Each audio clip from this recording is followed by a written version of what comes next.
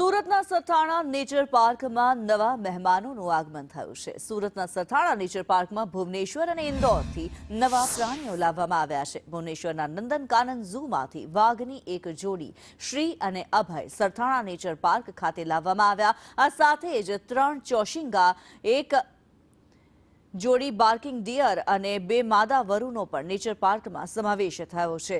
Indore zoo સાથે પ્રાણી exchange હેઠળ એક વાઘ મેળવી તેના બદલામાં હિપ્પોનું બચ્ચું આપવામાં આવ્યું। વાઘની નવી જોડી હાલમાં ક્વોરન્ટાઇન પીરિયડમાં છે અને ટૂંક સમયમાં મુલાકાતીઓ માટે ખુલ્લી મુકાશે।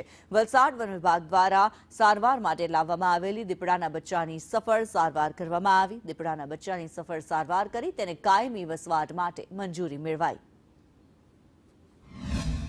ત્યારે જે રીતે ઇન્દ્રનીલભાઈએ બધા સાથે વ્યવહાર કરીને એમ કીધું કે કોંગ્રેસ તો આ રીતે ચાલશે, તમારે આ બેસવું હોય તો બેસો, બાકી પ્રમુખ જવાબ નહીં આપે, જવાબ હું જ આપીશ। અને જે રીતે તોછડું વર્તન ત્યાંના